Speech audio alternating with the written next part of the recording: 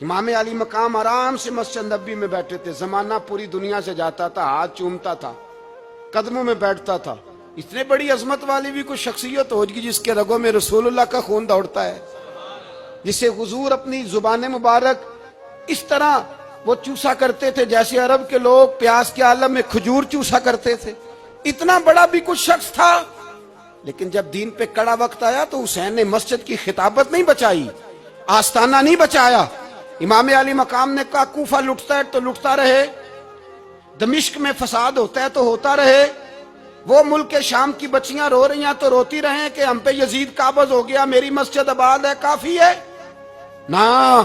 امام حسین نکلے اور نکل کے کہنے لگے جنت البقیع والی جگہ پہ کھڑے ہو کے یا رسول اللہ میں جا رہا ہوں اور آپ کے لیے جا رہا ہوں، اس لیے کہ مجھے اس شام کو بچانا ہے جس شام میں رسول اللہ کا کلمہ پڑھنے والے لوگ بستے ہیں، مجھے کوفہ دمشق مصر کے لوگوں کو بچانا ہے۔ نانا تیرے کرم کے خزینے کی خیر ہو، میں جا رہا ہوں تیرے مدینے کی خیر ہو۔ نکل کھڑے ہوئے امام علی مقام، میدان میں نکلے، کس کے خلاف؟ بولے کون تھا؟ یزید مسلمان تھا، اس وقت تک تو سب نے مسلمان لکھا ہے، جس نے کافر کہا شہادت امام حسین کے بعد کہا۔ جرم کیا تھا؟ میری گردن جھک جاتی ہے جب میں یہ بات کرتا ہوں، ایمانداری سے کہہ رہا ہوں، جوش خطابت نہیں، میری گردن جھکتی ہے جب میں یہ لفظ ادا کرتا ہوں۔ امام علی مقام اس شخص کے خلاف نکلے، سارے خطبے امام حسین کے پڑھ کے دیکھو۔ امام حسین نے فرمایا یزید شرابی ہے، شرابی مسلمانوں کا حکمران ہو سکتا؟ آپ نہ بولیں بے شک، پر بات تو سچی ہے نا۔ امام حسین نے فرمایا شرابی کو ووٹ دیا جا سکتا؟ فرمایا رنڈیوں کا ناچ دیکھتا ہے جو مجرے دیکھے، جو رنڈیوں کے ناچ دیکھے وہ مسلمانوں کا حکمران ہو سکتا؟ امام حسین میدان میں نکلے اور 18 سال کے علی اکبر سے لے کر 6 مہینے کا علی اصغر دے دیا، لیکن شرابی کو برداشت، بے حیا کو برداشت تو میں کیسے کرتے؟ دوستی قاتل سے بھی، مقتول سے یارانہ بھی، اپنی جیب سے فلیکسیں چھپوا کے ظالموں جابروں بدماشوں کو ووٹ دیتے ہو۔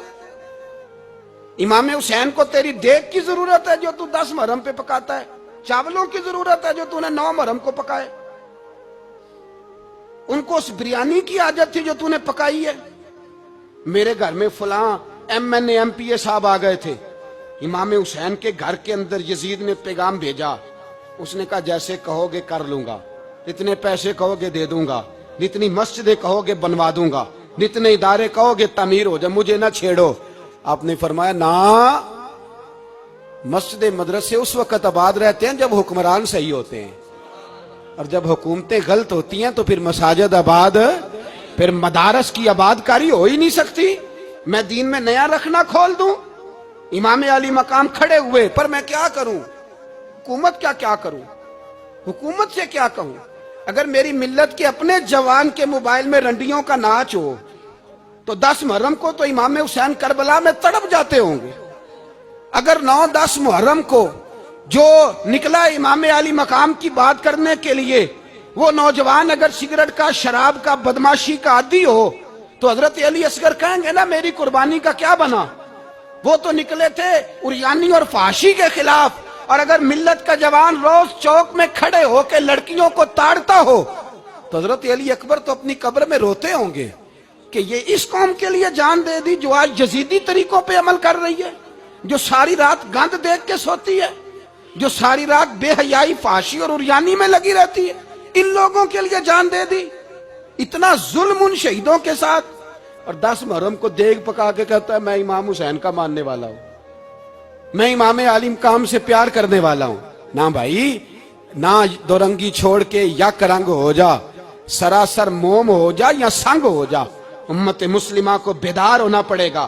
امام علی مقام میدان میں نکلے، ڈٹ کے نکلے، اور امام نے فرمایا میدان میں نکل کر کہ میرا وطن مدینہ ہے، میرا وطن مدینہ ہے، پر مدینہ بعد میں، رسول اللہ کا دین پہلے۔ تو پاکستان کی بات کرتا ہے؟ امام علی مقام نے فرمایا مدینے کی شہریت بعد میں، رسول اللہ کا دین पहले, और तेरे तो बच्चे आम से हैं। इमाम हुसैन ने फरमाया मेरी गोद में जो बच्चे हैं वो रसूलुल्लाह के नवासे हैं, पर बच्चे बाद में, नबी पाक का दीन पहले। आपने फरमाया तेरी बेटी बड़ी बावकार होगी, उसकी बड़ी इज्जत है, तू कहता है बेटी की वजह से ब्लैकमेल हो गया, लेकिन जो शान खुदा ने हुसैन की बेटी को अता फरमाई, जिन बच्चियों का सर का बाल नंगा हो जाए, सर का बाल नंगा हो जाए, तो इमाम शौरानी फरमाया करते थे अगर मदीने में किसी सैयदजादी के सर का बाल नंगा होता था तो सूरज अपना मुंह छुपा लिया करता था, सूरज छुप जाता था बादलों की ओट में। और मदीने वाले समझ लेते थे कि घर में काम करते करते किसी सैयदजादी के सर का कोई बाल नंगा हो गया। उन शहजादियों का इतना वकार, पर इमाम अली मकाम ने फरमाया बेटियों की फिक्र बाद में, रसूलुल्लाह का दीन पहले। पहले रसूलुल्लाह का दीन कौम मजहब से है, मजहब जो नहीं तुम भी नहीं। याद रख मेरे भाई, इमाम अली मकाम रदी अल्लाह तआला अन्हु ने मैदान में निकलकर पहले मजहब की बात की। और आज दीन नबी दा वांग यतीमा रोवे ते कुरलावे ते आखे मैं किथों लब्बा उमर बहादुर, मैं किथों लब्बा उमर बहादुर जेड़ा मैनू सीने लावे। मासूम बच्चे, मासूम। आज तक किधर है तुम्हारा अक़वाम मुत्तहिदा? बुलाओ ना इसे। भीख मांगते फिरते हो, काफिरों से भीख मांगते हो। बच्चा शाम को घर ना आए तो माँ दरवाजे पे नजर लगा कहती बेटे टाइम पे आ जाया कर, मुझे नींद नहीं आती, वक्त पे। बर्मा की उस माँ से भी जाके पूछो जिसका बच्चा पलट के आए कोई नहीं, आया ही नहीं, उससे भी पूछो। बच्चे ने आधी रात को रोटी मांग ली तो फालज ज़्यादा माँ, उसको फालज था, वो रेंगती हुई उठी और उसने अपने लाल को रोटी पका के दी। बाप कहता रहा चल छोड़, सो जा बेटे तेरी अम्मा। उसने कहा नहीं मुझे नींद नहीं आती, बेटा भूखा है। उस माँ से भी कभी पूछ, उस माँ से जो बांग्लादेश के खेमे में बैठी है, तो बीबीसी लंदन का रिपोर्टर कहता है कि तेरी ख्वाहिश क्या है? कहती कोई भी नहीं, चलो 2 दिन के बाद ही सही मेरे बेटे को एक रोटी दे जाया करो, ये रोटी मांगता है मुझसे, मैं किधर से लाऊं? ये लवारस कौम है, मैं हुक्मरान से जाके बात करूं? जब मेरा अपना नमाजी मुसलमान कहता है पहले पाकिस्तान के बच्चे तो पाल लो। मेरे भाई तुझे खबर ही नहीं, ये तो जाना तू कभी गुंबद खजरा पे, तो मेरे मुस्तफ़ा ने फरमाया मन अज़ा मुस्लिम फ़क़द अज़ानी। फरमाया जब मेरा मुसलमान तकलीफ में होता है तो मैं गुंबद में तकलीफ में होता हूँ, मुझे दर्द होता है, मुझे अजियत होती है। पूछ जाके महबूब पाक से। मेरे अजीज, किसी को गम ही नहीं इन लोगों का, किसी को परवाह ही नहीं, कुछ सोचता ही नहीं इनके बारे में। मैं अपने घर में मस्त हूँ, आप अपने घर में मस्त हैं। मेरे रसूलुल्लाह की उम्मत लुट गई सारी, जगह जगह तबाही। 1 इंच धरती पर जमीन ऐसी नहीं जो काफर की हो और खून बहता हो। एक रेमंड डेविस अमरीकी कुत्ता यहाँ बंद था मुसलमानों के कत्ल में, उन्हें अपनी कौम की इतनी फिक्र थी, वो रातों रात छुड़ा के ले गए। लेकिन मेरी और तेरी बहन आफिया सिद्दीकिया सालों से बंद है। तड़प के पूछा है मुसलमानों ने कि उसकी गलती तो बताओ, उसका कसूर नहीं पर वो बंद है। कोई नहीं बात करने वाला, कोई नहीं। मस्जिद जाने, जुमा तो पढ़ाना है, उसमें गर्ज नहीं, दर्द है कि नहीं, क्या उसमें तो इतना पता है 1 घंटे तकरीर है करनी है। पीर साहब सुबह से शाम तक तावीज लिखते, सियासतदान सुबह से शाम तक जनाजा भी तब पड़ता है कि मुझे वोट मिलेंगे। ताजर कहता है बस दुकान चलनी चाहिए, मर जाए मेरी तरफ से सारी दुनिया, बस करो, इस खौल से बाहर निकलो। ए नौजवान मुस्लिम, कभी ये तदब्बुर भी किया तूने, वो कौन सा गर्दू है जिसका है तू एक टूटा हुआ तारा? तूने सोचा ही नहीं कभी, तुझे कभी खबर ही नहीं हुई कि ये किस कदर बड़ा काम था? मेरे रसूल पाक सल्लल्लाहु अलैहि वसल्लम के गुलामों जागो। जाऊं हजरत साद बिन नबी वकास के पास, कादसिया की जंग हो रही थी, काफर बुला रहा था, आओ अगर कोई है तो आओ, आओ मुकाबले में। हजरत साद बिन नबी वकास ने घोड़े दौड़ा दिए, दश्त तो दश्त हैं, सहरा भी न छोड़े हमने, बहरे जुल्मात में दौड़ा दिए घोड़े हमने। हजरत साद बिन नबी वकास ने घोड़े दौड़ाए, آگے دریا آ گیا, کوئی پل نہیں, کوئی شے نہیں. اسلام کی عزت کا سوال ہے. حضرت سعد بن ابی وقاص نے ہاتھ اٹھائے اور کہا اے اللہ, اگر تو موسیٰ کی نافرمان قوم کو رستہ دے سکتا ہے تو تو ہمارے دلوں کو جانتا ہے, ہم تو اپنے رسول کے فرما بردار غلام ہیں. آنا مہربانی کر کی اگر تو نے دل مسلم کی دل جوئی نہیں تو ہمیں تانا دیں گے بت کے مسلم کا خدا کوئی نہیں. کہا اے اللہ مہربانی فرما, اگر تو حضرت وَإِذْ فَرَقْنَا بِكُمُ الْبَحْرَ فَأَنْجَيْنَاكُمْ وَأَغْرَقْنَا آلَ فِرْعَوْنَ, اگر تو حضرت موسیٰ کی قوم کے لیے دریا پھاڑ سکتا ہے تو ہم تو نبی پاک کے غلام ہیں. صحابہ کہتے ہیں جناب سعد نے دعا مانگی تو دریا نے رستہ عطا فرما دیا. یار تو دعا بھی نہیں مانگتا. حضور نے فرمایا دعا صلاح المومن, دعا مومن کا ہتھیار ہے, تو نے یہ بھی چھوڑ دیا ہے. اب تو باتیں کر کے, تبصرے کر کے, ٹی وی دیکھ کے, اپنی رائے قائم کر کے, کمنٹس کر کے سو جاتا ہے, یہ بھی سوتا خشک ہو گیا. تو دعا تک نہیں مانگتا. فرماتے ہیں دعا مانگی تو دریا نے رستہ دیا, اور جب اس کنارے نکلے تو حضرت سعد کہنے لگے کسی کی کوئی شے تو نہیں رہ گئی دریا میں, کوئی چیز تو نہیں رہ گئی. ایک صحابی کہنے لگے پیالہ رہ گیا ہے. تو حضرت سعد فرمانے لگے او دریا, ہمارا پیالہ واپس نہیں کر دیتا. تو کہتے ہیں کہ لہر آئی تو پیالہ بھی باہر پھینک گئی. او بھائی, ہم اسی رسول کا کلمہ پڑھتے ہیں جن کا حضرت سعد بن ابی وقاص نے کلمہ پڑھا تھا. اور کسی جگہ میرے نبی پاک نے نہیں فرمایا اللہ صحابی کی سنے گا بعد میں آنے والوں کی نہیں سنے گا, کسی جگہ نہیں کہا. پر تو کشکولے دعا بھی نہیں اٹھاتا. مصیبت میں بھی اب یاد خدا ہم کو نہیں آتی, دعا منہ سے نہ نکلی, جیبوں سے عرضیاں نکلی, تو یہ کام بھی نہیں کرتا. میرا دل کرتا تھا چلو اور کچھ نہ ہو, مسجدوں میں اجتماعی دعا ہی ہو جائے, پر اس طرف بھی توجہ نہیں. وہاں بھی کہتے ہیں مولوی صاحب جلدی کرو گھر جانا ہے, اتنی لمبی دعا, اور کمنٹس کر رہے ہیں لوگ, کہتے ہیں آپ اپنے گھر کی سوچیں. میرے بھائی دعا, صلاح الدین ایوبی فلسطین کی جنگ لڑ رہے تھے, خبر آئی کہ عیسائیوں کا ایک بحری بیڑا, بحری جہاز اسلحہ لے کے آ رہا ہے, نیزے ہیں, تلواریں ہیں, تیر ہیں. صلاح الدین ایک بزرگ تھے, ان سے ملے تو کہنے لگے بابا جی آپ بھی دعا کرو. میں بھی دعا کرتا ہوں. مسلمانوں کے پاس پہلے اسلحہ نہیں, عیسائیوں نے اور منگا لیا ہے, کہیں ایسا نہ ہو مسلمانوں کے خلاف اتنا اسلحہ استعمال ہو. یہ بات کہی, بابا جی کو دعا کا کہا, خود مسجد اقصی میں ساری رات روتے رہے.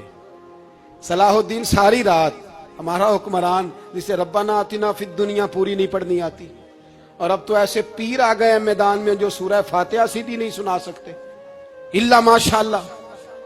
ساری رات صلاح الدین ایوبی روتے رہے.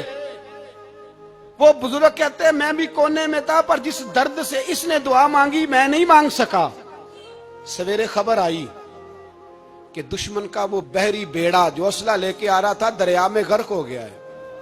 صبح خبر آئی تو وہ شخص ایک آگے بابا جی سے کہنے لگا بابا جی وہ بحری بیڑا دریا میں غرق ہو گیا.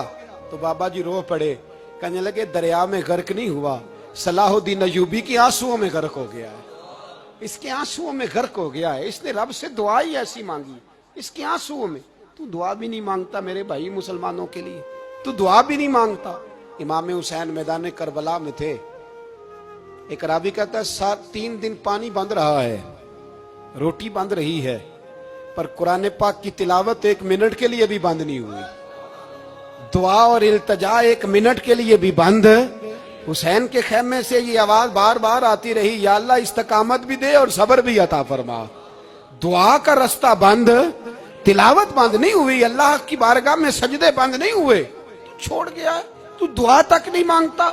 دعا تو انقلاب برپا کر دیتی ہے, دعا تو حالات بدل دیتی ہے, دعا تو تبدیلی لے آتی ہے. کوئی بیٹھا ہوا مجھے دور دعا دیتا ہے, بس دعا دیتا, فقط دعا دیتا ہے. کوئی بیٹھا ہوا مجھے دور دعا دیتا ہے, میں ڈوبتا ہوں پر سمندر اچھال دیتا ہے. وہ بھائی تو دعا بھی چھوڑ گیا. پہلی بات آپ کی خدمت میں یہ ہے کہ جاگیں, مسلمان بنیں. دوسرا کچھ نہیں کر سکتے تو دعا تو کر سکتے ہیں نا, دعا کا رستہ اپنائیں. اور پھر میرے نبی پاک علیہ السلام نے 2 باتیں فرمائی, کان کھول کے سن لینا. 2 باتیں. حضور نے فرمایا ایک وقت آئے گا کہ میری امت کے خلاف کافر ایک دوسرے کو آوازیں دیں گے آؤ مسلمانوں کو ماریں، آؤ مسلمانوں. تو صحابہ نے کہا یا رسول اللہ کیوں، ہم تھوڑے ہو جائیں گے؟ فرمایا نہیں، تم بہت زیادہ ہوں گے. 56 اسلامی ملک ہیں دنیا میں، کتنے بول کے بتانا ہے؟ اتنا سا برما ہے.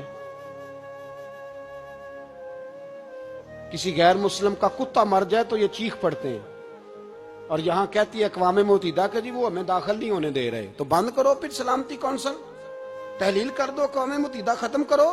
اگر تمہاری کو سنتا نہیں تو بنائی کیا ہے؟ صرف مسلمانوں کو پریشرائز کرنے کے لیے. اور ہمارے مسلمان بھیک مانگتے پھرتے ہیں، کہتے ہیں کہا ہے ہم نے اقوام متحدہ سے. اب تم اپنے لیے کافر سے بھیک مانگو گے؟ کافر سے بھیک مانگو گے؟ میرے عزیز، نبی پاک علیہ الصلوۃ والسلام نے فرمایا کافر ایک دوسرے کو بلائیں گے مسلمانوں کو مارے. یا رسول اللہ ہم تھوڑے ہوں گے؟ فرمایا بہت زیادہ ہوں گے. تو حضور کیا ہوگا؟ فرمایا تمہیں وہن ہو جائے گا. یا رسول اللہ وہ کیا ہے؟ فرمایا دنیا سے پیار ہو جائے گا، مرنے کو دل نہیں کرے گا. دنیا سے اور مرنے کو. اس وقت سمجھ لینا کافر تم پہ حاوی ہے. میں اپنا اندازہ کروں، آپ اپنا کریں. مجھے دولت سے کتنا پیار ہے اور آپ کو کتنا پیار ہے.